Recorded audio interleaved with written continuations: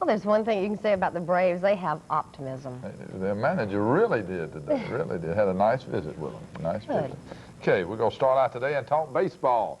After a 2-year absence, the Atlanta Braves caravan featuring Braves players, coaches, broadcasters, and front office personnel are in the midst of making a 5-state, 16-city tour. But the closest the caravan came to Albany this year was at the Columbus Hilton Hotel this morning. Included in the group today in Columbus was manager Chuck Tanner, first baseman Gerald Perry, and pitcher Zane Smith, along with Pete Van Weeren, the Braves announcer, and several front office people. We talked with manager Chuck Tanner about one Braves trouble spot, pitching. Yeah, we have good arms. We really have good arms. We don't know if they can pitch yet. We know they can throw hard. So it takes time to develop pitching, and we're going to have to take this time and make sure that we bring them along in a manner where we can try to make them successful so they don't get hurt. And if it looks like anybody that comes with us has a problem, we can always send them down and let them get in the groove again and then bring them back. And an always optimistic Tanner thinks there is hope for the Braves in 1988. Anybody I'm looking at right now can tell me they picked the Minnesota Twins to win the World Series last year. Got that right. And so you never know what's going to happen, right? That's right, that's right. That's the way I look at it. And if you can't go to camp with an optimistic attitude, and if you can't go to camp and feel good about your ball players or feel good about the year coming up, you shouldn't go. And I'm going to camp because I feel good about it. And the Braves' Gerald Perry won his arbitration hearing in New York today. While Perry was visiting in Columbus, a judge in New York ruled that the Braves must pay Perry $425,000 in 1988. The Braves had offered $375,000. Jim Wallace will visit with Gerald Perry and Zane Smith tomorrow afternoon. We'll turn into basketball. The Atlanta Hawks take on the Portland Trailblazers in Portland tonight and hope to break a 3-game slump. Coach Mike Patillo said team captain Tree Rollins of Cordele, who has been in trouble with knee problems, will replace the slumping John Koncak, who started the last 11 games. Game time for the game this evening is 10:40. Well, in college basketball last night, the Albany State Rams struggled with the Tuskegee Institute Tigers, but finally defeated them 91-85. The Rams in white really had to battle to beat the Tigers on the fast break. Nice pass to Tony Dunham, and the big freshman from Manchester slammed it home. It was a game of different offensive styles. Albany State controlled in the middle with a slam dunk, while the smaller and quicker Tuskegee was red hot from the outside, pouring in the three-pointers. Tracy Askew and Byron White each hit 7 3-point shots for the Tigers, good for 42 of their points. Askew led the Tigers with 35 points, while White added 28. But Albany State dominated the boards with Eric Gerwin pouring in 25 points and Byron Martin adding 24. The Rams held on for the SIAC conference win over Tuskegee 91-85. Tuskegee has won only 4 games all season, but the outstanding shooting last night gave the Rams all they could handle. Albany State Ramettes also beat the Tuskegee girls 73-68. Both teams will be back in action tomorrow night when they host Payne College, and then Saturday, powerful Clark College, ranked in the top 5 in the nation, will be at the Sanford Hall Gym. Well, it will be a big night of high school basketball across southwest Georgia again tonight. One of the big games will be in Leesburg, as the Lee County Trojans will host the Westover Patriots. Westover is undefeated and ranked 4th in the state. As Jim Wallace reports, the Patriots are thinking about their chances at a perfect season.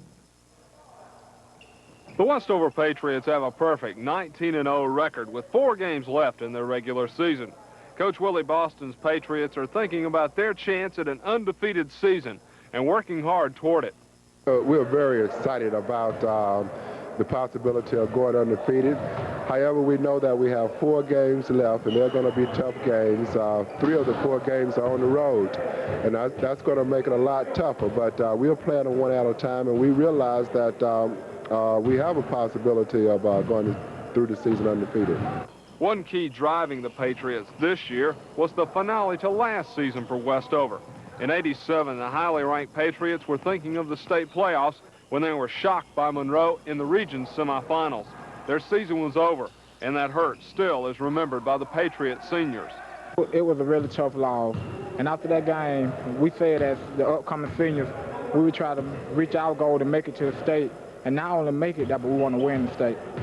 You know, that game really was the turning point of our season for this year.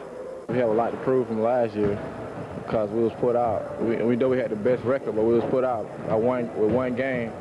So we decided we're going to make it different by winning all our games, so we had no reason to be put out. The next step toward that perfect season is tonight in Leesburg as the Patriots visit the Trojans of Lee County. Jim Wallace, News Center 10 Sports.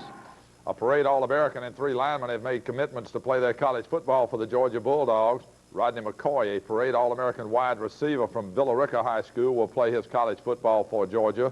McCoy is 6'2" and weighs 170 pounds. He was also a AAA All-State first-teamer. Also committing was Brian Roberts, the offensive lineman from Winter Park, Florida. He's 6'4" and weighs 245. Defensive lineman Casey Barnum from Jacksonville, Florida. He's 6'2" and hits the scales at 235. He was voted one of the best in the state. And center Jeff Calica of Orange Park, Florida. Meanwhile, Georgia Tech also received a verbal commitment from wide receiver Brent Goolsby of Walton High School in Georgia. He's 6'1" and hits the scales at 185. Also, Bobby Rodriguez of Staten Island, New York, considered one of the top receiver prospects in the nation. Tech lost offensive lineman Ken Pinkleton excuse me, from Orlando, Florida, who changed his mind and will play for Rice University. Wide receiver Fred Valentikoff, tight end Mike Ditka, linebacker Jack Ham, and defensive tackle Alan Page have won admission into the Pro Football Hall of Fame. You're looking at Mike Ditka back in the older days. Hall of Fame made the announcement today. The quartet will boast the number of enshrined football players in the hall to 144. I kind of thought about it all day, and I really, I don't know. I just know that I feel very honored and very humble, because when you realize who's in the Hall of Fame and what it stands for, and that it is a criteria that measures achievement for the National Football League, it's a very special thing. But if it's not surgery, it's my throat bothering me now. I think I'm falling apart. It happens to all of us. Yeah, the weather change gets me when it goes from cold to hot. But I shall fight back from this also. We trust you will. Okay, by the way, next Wednesday, February 10th, is signing day for all the high school seniors, so it'll be an interesting day. Georgia Tech, Auburn, everybody's in the hunt for all these good players, so it'll be interesting to see what happens. And a busy day for you. That's right. Okay, thank you, Ducky. Thanks, Duck. Business news is next in view.